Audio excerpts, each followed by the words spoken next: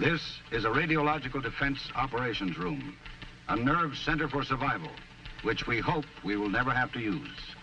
But since war could come, this room is ready, and so are others throughout the country.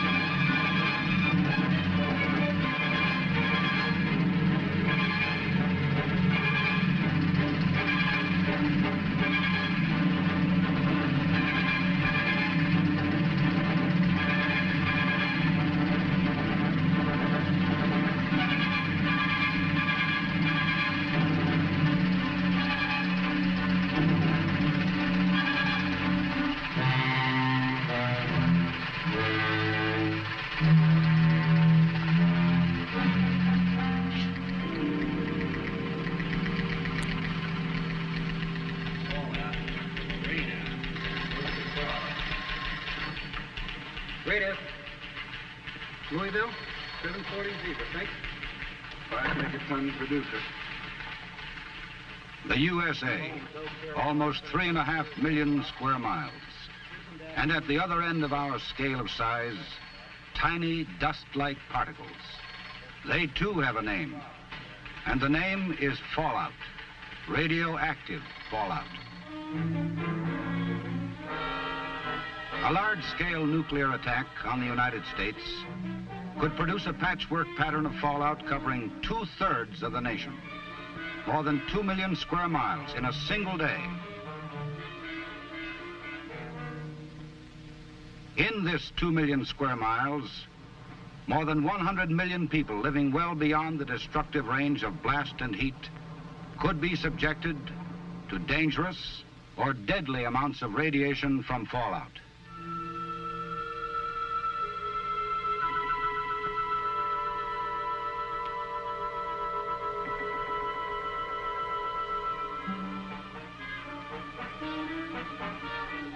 Carried upward 15 miles or more by the mushroom cloud, spread laterally by shifting winds at all altitudes, fallout from a single thermonuclear blast could severely contaminate a 60-mile strip downwind from ground zero, 1,200 square miles within an hour of explosion, 4,000 square miles in 6 hours. All of us, even in small towns and on farms, live within fallout range of a likely target. Furthermore, since these targets are often only a few hundred miles apart, fallout patterns can overlap, intensifying the danger. How do we know all this? From practical experience.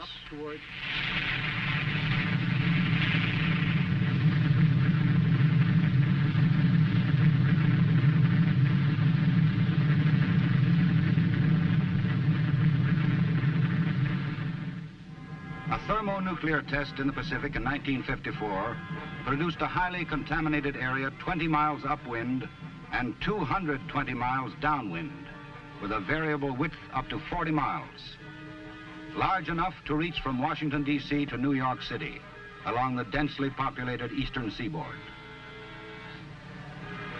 In this 7,000 square mile area, there would be enough radioactivity to threaten seriously the lives of all who failed to take shelter before fallout arrived. Let's look at it in another way. Let's assume that industrial St. Louis were hit by a weapon with the explosive equivalent of millions of tons of TNT. Depending on winds, fallout could extend 40 miles into southwest Illinois in an hour, to Terre Haute, Indiana, 150 miles to the east in 7 hours, and to Wheeling, West Virginia, another 325 miles within 24 hours. Total drift, more than 500 miles.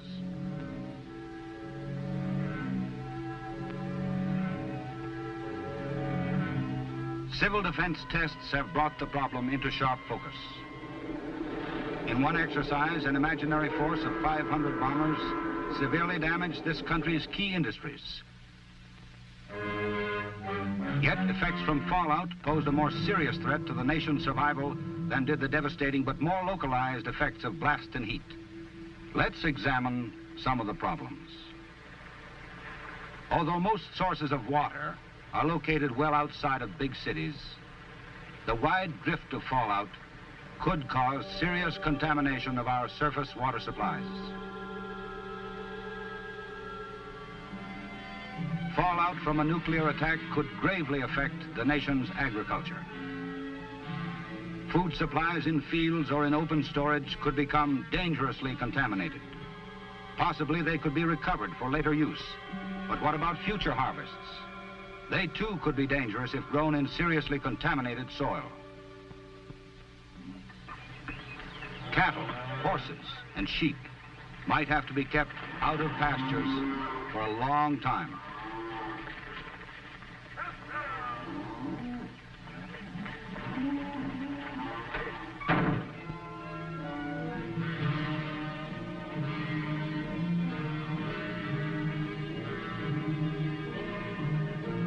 In short, fallout from nuclear attack would threaten us with thirst and famine, as well as with sickness and death from direct radiation.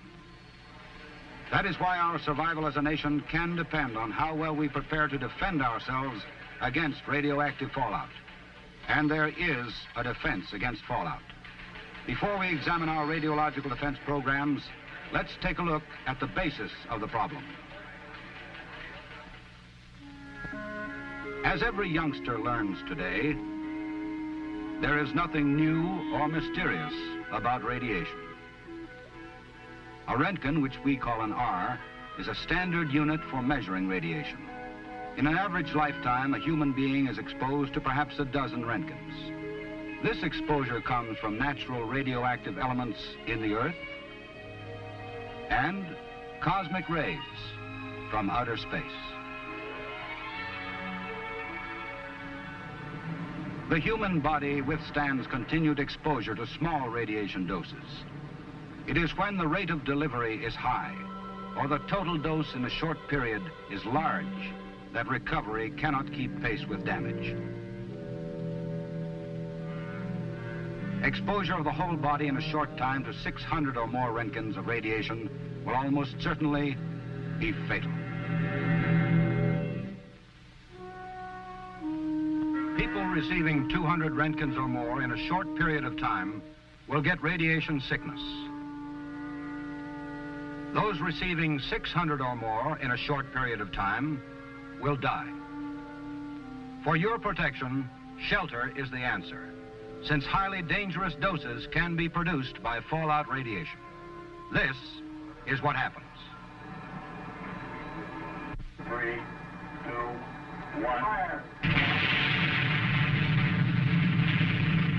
About 85% of a nuclear weapon's energy results in light, heat, and blast.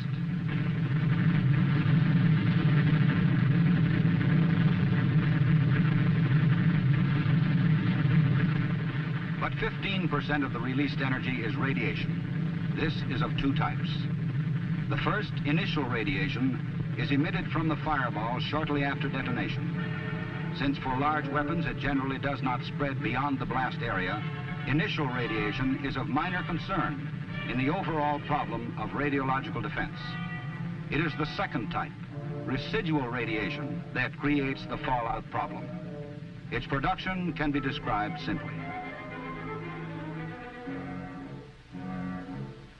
When countless billions of atoms in a large megaton weapon are blasted apart, hundreds of pounds of highly radioactive material are produced. When such a bomb bursts at or near the ground, tens of thousands of tons of earth and debris are carried as high as 15 miles in the mushroom cloud. This tremendous cloud becomes a floating carrier, which drops tiny radioactive particles back to Earth. Where these particles land depends on a combination of three factors. One, their shape and size. Even the largest may be no bigger than a single grain of sand. 2, the height to which the radioactive cloud rises. And 3, the direction and speed of winds at various altitudes.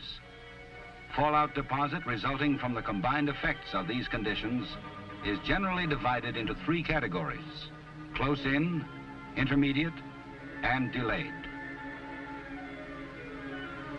Close-in fallout usually settles within a few hundred miles of the burst and reaches the ground within 10 to 20 hours. It is made up of the heavier particles in the cloud.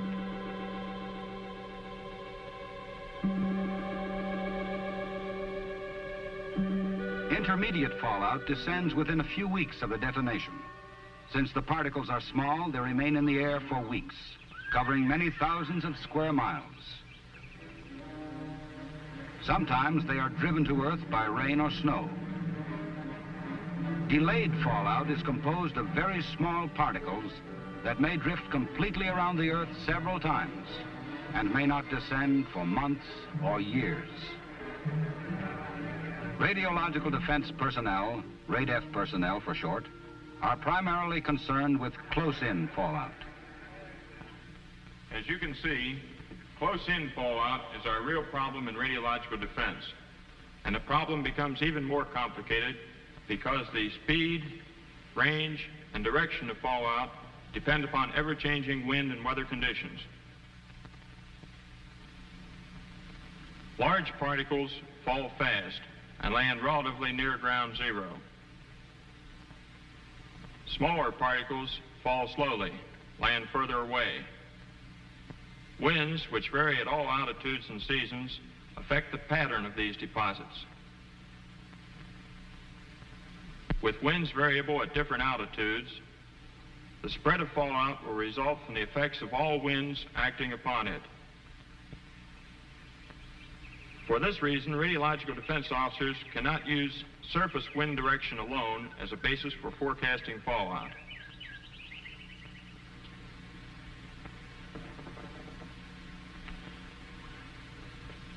Radioactive materials decay with time. You might say they cool down. After all fallout is down and radiation has been measured, knowledge of decay rates permit estimates of how hot it will be days and weeks later. With this information, civil defense can estimate when it will be safe to evacuate or to leave shelter. Remember this rule of thumb. There is a 10-fold decrease in radiation rate for every 7-fold increase in time after detonation. For example, a level of 1,000 R per hour at 1 hour after the explosion would be reduced to 100 R per hour 7 hours following the explosion. At 7 times 7 hours, or in 2 days, the level would be down to 10 R per hour. At 7 times 49 hours, or at the end of 2 weeks, the level would be reduced to only 1 R per hour. But remember, until decay reduces radiation to tolerable levels, there are only 2 safeguards against it: distance, that is evacuation to safe areas, or mass,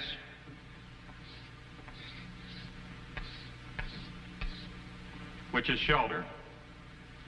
Underground shelters covered by at least 3 feet of earth, or basement shelters of the types recommended by civil defense, will give substantial protection. This is why we believe that most people who live beyond the areas destroyed by blast and heat can survive fallout if they will follow civil defense instructions. As serious as fallout is, we can cope with it through action as individuals and through an effective radiological defense program. An active program carried on by federal, state, and local governments. At the federal level, representatives of many agencies meet regularly to perfect methods of collecting and analyzing fallout information, and to find the best means of advising our states and communities about fallout conditions after a nuclear attack.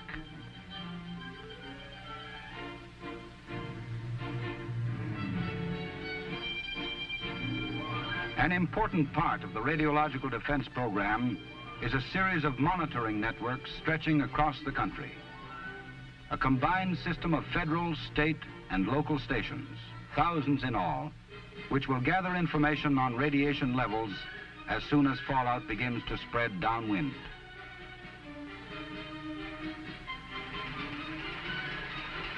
On the basis of this information, transmitted by top priority communications of every type from coast to coast, early, effective action for our protection would begin at state and local levels.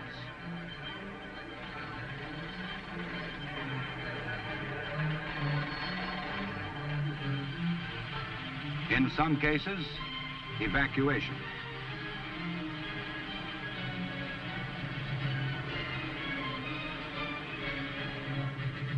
In most cases, shelter. The federal monitoring network at Weather Bureau stations, Federal Aviation Agency sites, Department of Defense Air Weather Service units, and other government organizations operates on a round-the-clock basis.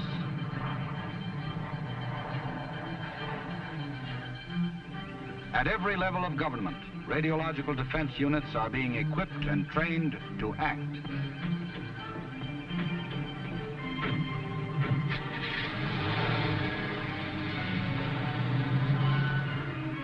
Fallout forecasts, issued several times daily by Weather Bureau stations, will be useful in estimating local fallout areas if we are attacked. Certain stations gather weather information that is processed to give an estimate of the areas in the nation where fallout could be expected.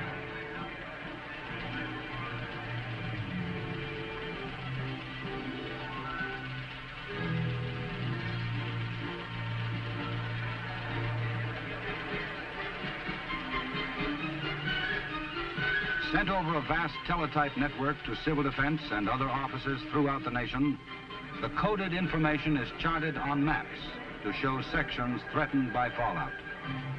Lines on the map show where and when the fallout is likely to arrive. At all civil defense regional offices, radiological defense personnel help state RADEF staffs in their regions. Regional officers arrange for the distribution of training kits, supervise the contribution of federal funds to state RADEF work, set up RADEF training in their regions, and coordinate RADEF activities of all federal agencies in the region. This is important enough to have sufficient copies to make goals. Midwest, leaking because rain out. Increasing radiation intensity here in Ohio and western Kentucky.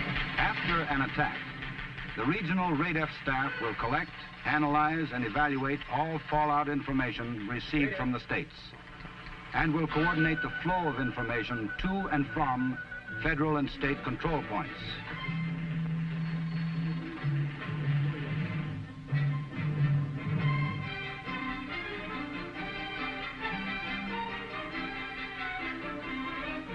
The state RADEF people will use both ground and aerial monitoring units to make broad statewide surveys.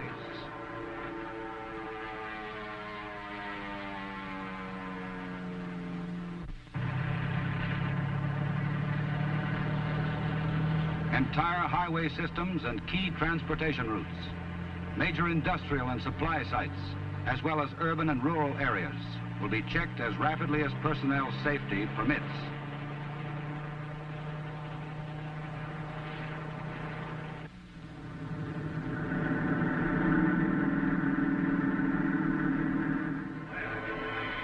The state RADEF unit also maintains working maps. It plots and correlates data, analyzes reports. By transmitting its summaries, it links regional and local offices. But it is at the local government level that radiological defense will be on an immediate, down-to-earth basis.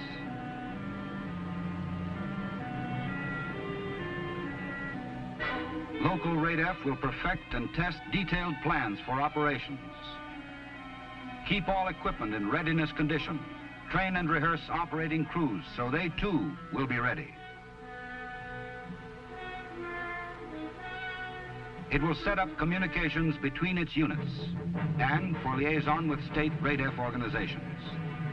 When an attack warning sounds, local survival plans go into effect.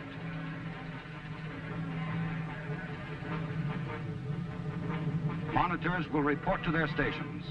The public will be advised to take shelter or evacuate.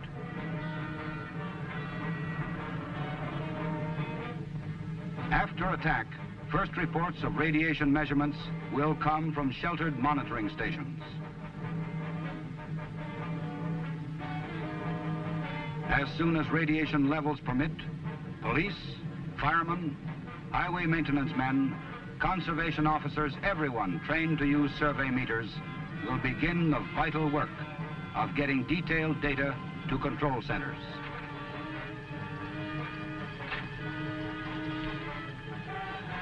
From this information, current situation reports will be prepared.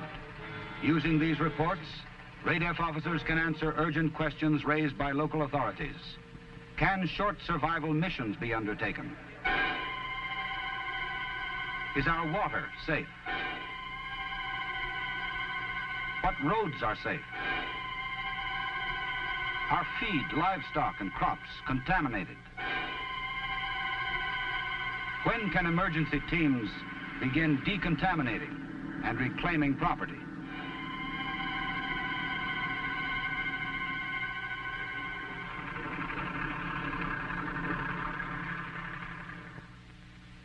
When will radiation die down enough to make it safe for people to leave shelters for brief periods and for utilities to be put back into service?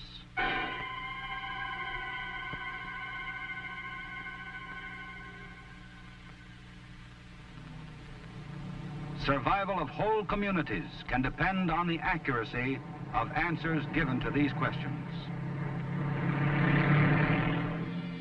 Local RADEF plans also cover places where people work. Employers must shoulder their responsibilities by providing fallout shelters for workers. At work and at home, everyone must understand the hazards of fallout and the value of shelter. Every family must provide for its own survival for at least 2 weeks. Since radiation levels outside would often be deadly, fallout shelters will protect the most people. Both the underground and indoor basement shelters recommended by Civil Defense can be very effective. They must be stocked with a 2-week supply of food and water.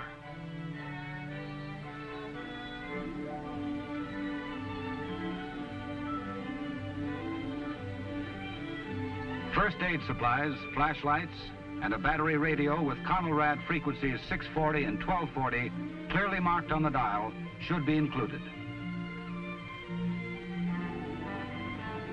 Factories, offices, apartment houses, and schools all must provide shelters. Remember, too, that personal decontamination is important. Fallout particles can be brushed from clothing and washed from skin.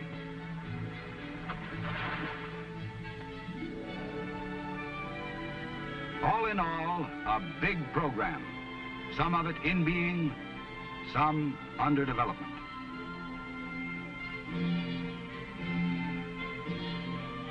But it takes action to fulfill this program. Radiological defense training is being expanded. First priority, train more instructors. At 3 national centers, in classrooms, on calibration ranges, learning theory and practice, more than 2,000 adult students each year are taking basic or advanced courses. Courses that will qualify them to instruct classes back home.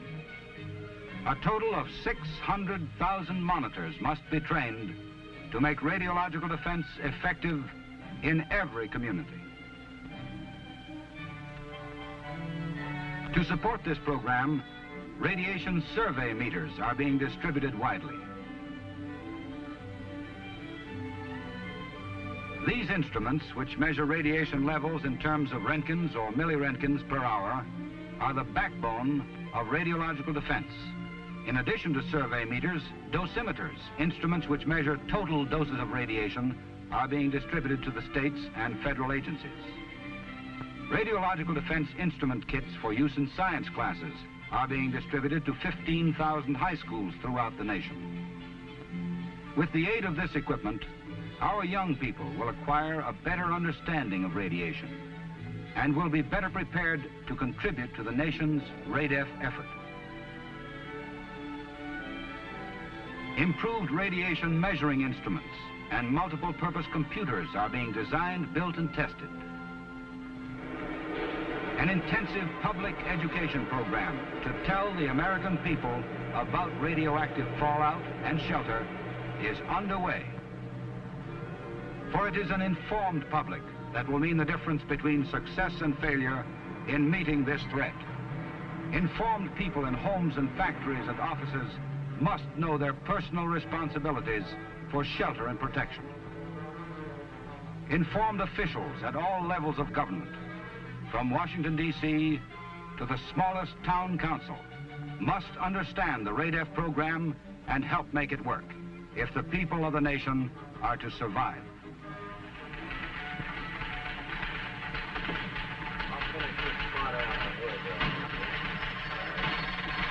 RADEF, Charleston, West Virginia, 20KC 0900, check.